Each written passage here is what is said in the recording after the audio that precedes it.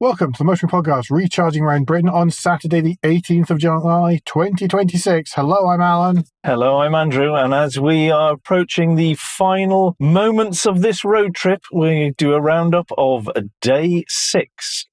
Well done. That was nicely filled in for the distinct lack of notes that he had today. So just the quick roundup that I've been doing every day. So it's been 10 years since we did Charging Around Britain, where we took a Hyundai Ioniq roughly around the outskirts of the mainland UK, and we wanted to see if it was harder, if it was easier, and if the cars of similar cars have improved.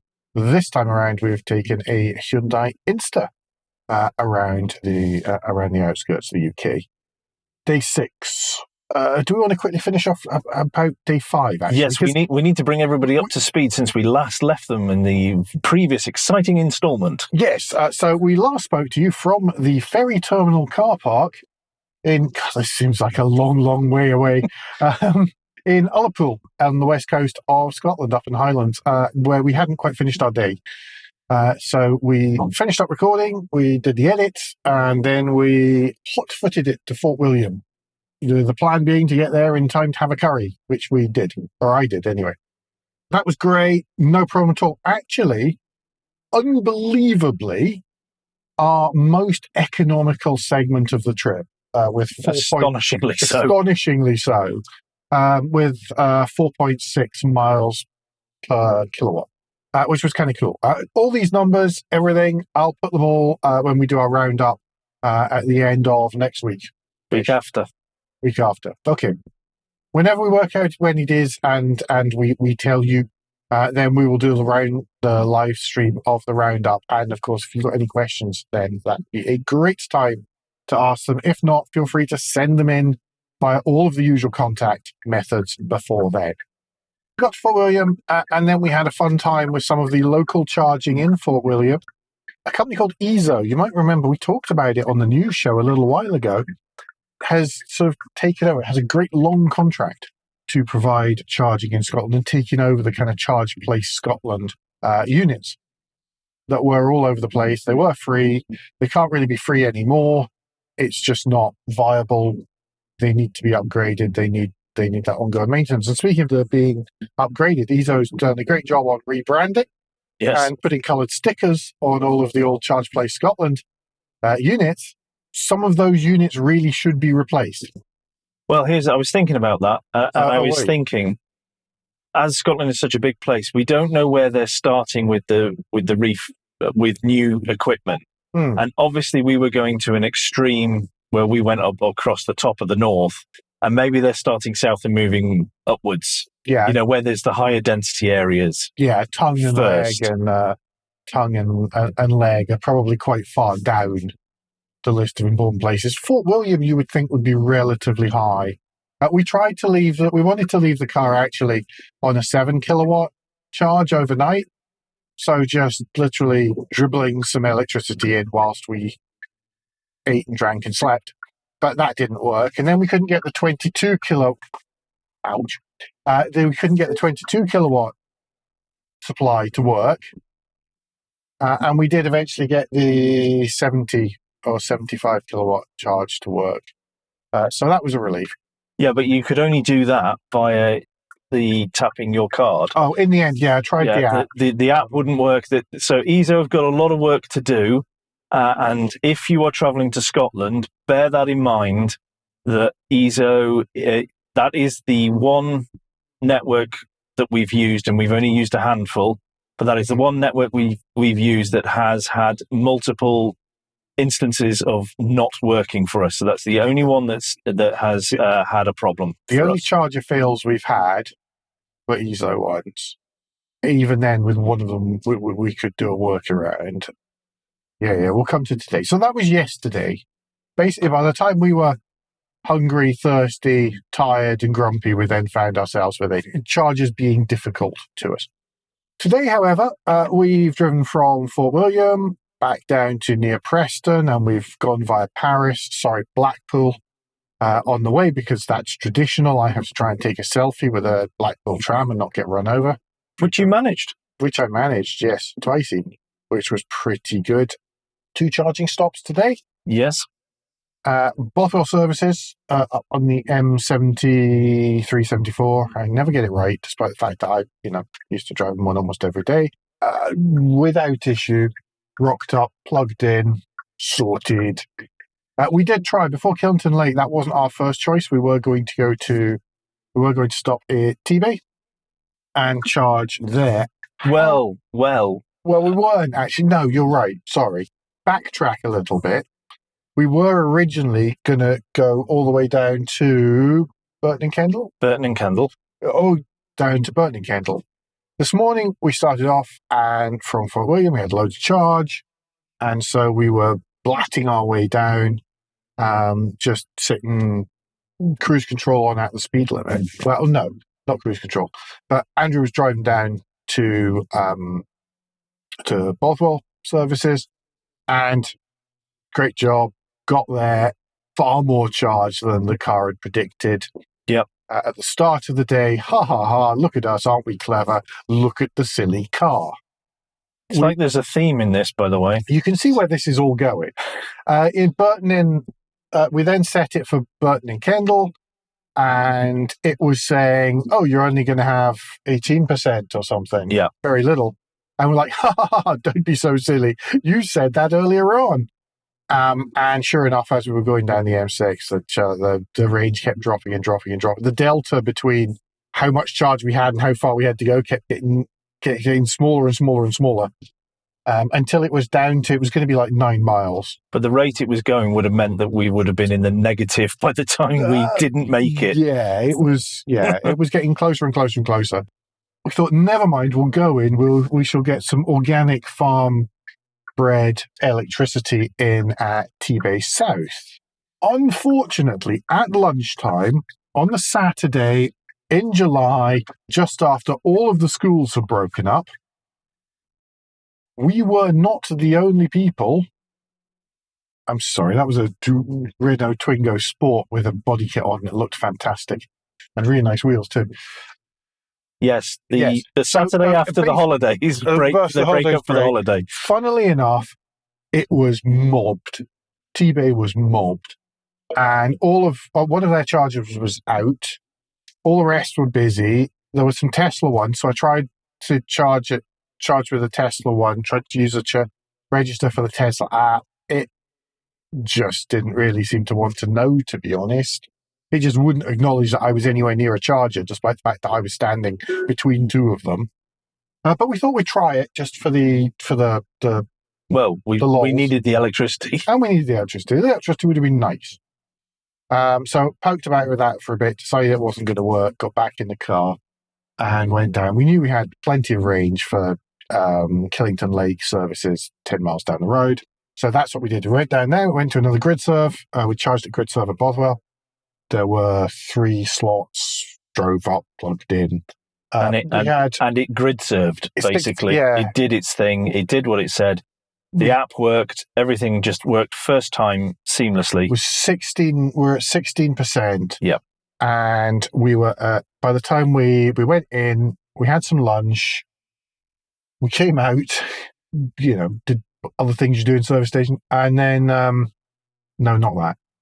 And then it was 79%. It was 79%. And we waited. So we just let it click over the 80%, and that was that. So we've been 2 charges so far. We're almost back. We've got 99 miles left. Yeah. As I look across the car. So all of that seems to work pretty well. Yep. Just as you'd expect. Car stuff. Only thing we've got noted under car stuff was the fact that the car was right and we were being cocky and wrong. Yes. Especially when it told us, twice we needed a stop. But we didn't expect that top section of the M6 to just eviscerate. By sitting, with a cruise at 70, we didn't expect that top section of the M6 to eviscerate our range in the way it did. The car, however, was expecting that. Yeah. That's about it, I think. Worth mentioning that obviously, Gridserve have been our charging sponsors on this, and they have an EV charging network that spans almost the whole of the UK. You can tell where they don't, because that's where we've been using other networks. Well, you can just turn up and pay in the way that we've been doing it, with a debit card or with their app. You can also get 25% off charging rates at all of their 200 locations with Gridserve Plus. Gridserve Plus costs just £7.99 a month. It can be cancelled at any time, much like many gym memberships. And as well as the discounted charging, there are many other seasonal membership benefits, such as EV health checks whilst you charge, pet portraits, and similar. Many people take out Gridserve Plus for a month at a time to cover a holiday or seasonal travel. And a friend of ours was planning something, and he worked out that if he'd done it using Gridserve Plus, then he would have immediately saved his £7.99 in one day. Much more information on that at gridserve.com/membership. Do we want to quickly talk? I mean, we're going to do a proper roundup with the live stream, Andrew, but do we want to quickly talk about overall how this has been? Yeah, I think we should. I think we should give it like our immediate sort of gut feeling reactions to this live as we come over the last few miles, actually, of the trip. Yeah. You are joining us as we almost hit the ticker tape at the end of this amazing adventure. He's turned off the sat nav, so I have no idea how far we actually have to go, to be frank. Oh, that few.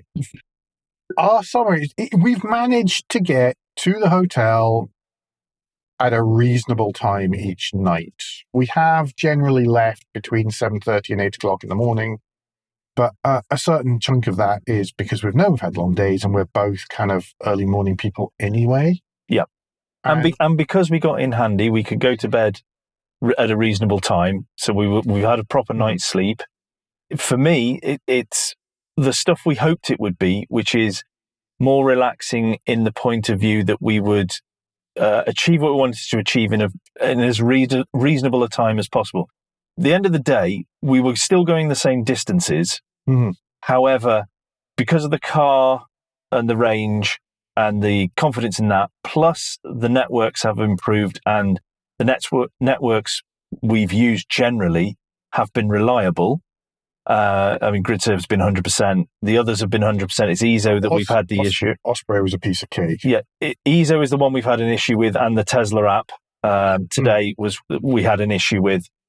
But other than that, it has meant that it's been, apart from the last 2 days, it's been seamless. It's been simple to do, and it's taken the stress out of it. The only thing that's been stressy is that you are going. In some instances, we are going 400 miles in a day, and that just takes as long as it takes. There's no way around that. Yeah, and that would be the case no matter what we were doing. If you were doing the North Coast 500 section, for example, and you were doing it in a Porsche or a McLaren, you would. Well, I don't think you'd be doing it much quicker. No, certainly not sanely, and you would still be, pushing on and having to think about, okay, well, we've got a hotel booked here tonight. We need to make we need to make the progress to get there. And that's been the bit that, if you call it stressy, has been, or stressful has been stressful.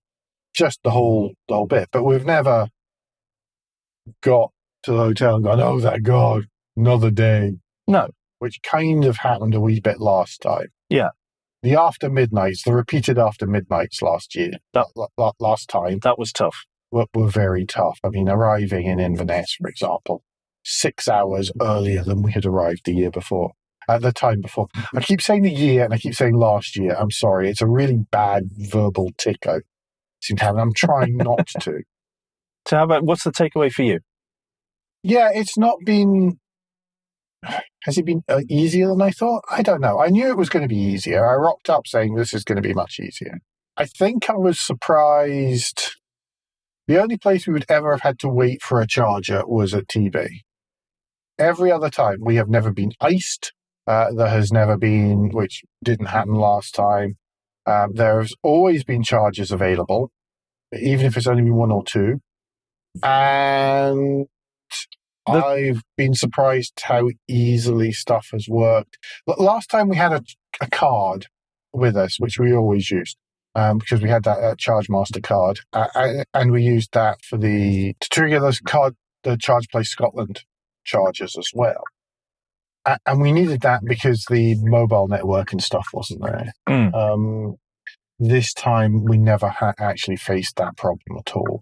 I was actually surprised how EZO repeatedly failed in different locations. That was I was surprised disappointing. That was disappointing. Although, to be honest, that charger at Tongue, didn't work, was also a charger that didn't work the last time. Yeah, I'm not surprised by that one so much, but I am surprised the multiple failures in Fort William. Yes, yeah, I was, but I think that a lot of people don't use the 7 kilowatt or the 22 kilowatt ones, so they get kind of forgotten about. But I think maybe if we'd had the RFID card, it would have worked. Maybe, but we don't know. So, but we're hoping that EZO are going to be able to, or they're better, be able to provide the investment maybe the Scottish government hasn't been able to provide, and that's why they have signed that deal with EZO. Yep. Otherwise, in summary, it's been pretty good. We've made it. It's just about 4:00 on the Saturday, and we're pulling into Preston, and that's that. Gosh, it feels like it's been simultaneously a long time and very, very quick. Yes. Yeah. And I will confess, driving down the M6 today has been a little bit, I have to drive back up that again tomorrow. But that's not the fault of any charging network or of the car. No, it's been really good. You and I haven't fallen out. Don't think so. You're hiding it well if we have. Yeah. The I Spy book. Oh, yeah, we've got more to tick. We've got more to tick in this. We've seen lots of stuff that's been missing, which is good, including a Spanish car. And had a Spanish car. Kit car. Kit cars as well, yeah. Horse and cart. Horse and cart was another one, which we didn't think we were going to get. So that was pretty cool. But yes. That is it. Recharging around Britain. We have done it. I don't think there's any need to do a third one. No. I don't see why there would be a need to do a third one. Not in another decade. Not another decade as well. But just generally, I think we've proven it. It's doable. And we've not even done it in a big car with a big battery. We've done it in essentially a sort of A-B segment car, which does have a relatively big battery for an A-B segment car, but that's efficient. It's been very, very comfortable. It's been quick where we've needed that. It's just nice to drive. Yep. And the seats have been really comfortable. We've done at least 350 miles every day. And I've been... There's no aches and pains or anything like that. No aches and pains. So, you don't feel sore after sitting. Everything's great. Yeah. So huge kudos to the little Insta for that. And if you want to know more about the Insta, in the show notes there is a link to Alan's review after being at the UK launch, as well as a link directly to Hyundai UK's own website, giving you more details about the Insta and as well as deals and all that sort of stuff. Yep, and of course, don't forget about Gridserve as well. Yep, links in the show notes. Last thing to not forget about is that between now and next time, you can give us any feedback and share your thoughts with the show at motoringpodcast.com on Blue Sky, at Motoring Podcast on Instagram and Facebook, and on the contact page of www.motoringpodcast.com, the hub of all our activities. Remember, you can support us financially via Patreon, and please leave a review and rating on Apple Podcasts, YouTube, or however your podcast app lets you do such a thing. Sorry, speed bumps are hilarious when you're trying to do this. Andrew, what's the best way to get in touch with you? Best way to get in touch with me is if you search for Crack Windscreen on Blue Sky. And Alan, if people would like to get in touch with you personally, what's the best way for them to do that? The best way is also via Blue Sky, where I'm at AJP Bradley. That's BRADLEY.bsky.social. We'll be back very soon, but until then, I've been Alan Bradley. I've been Andrew Clues. And safe motoring.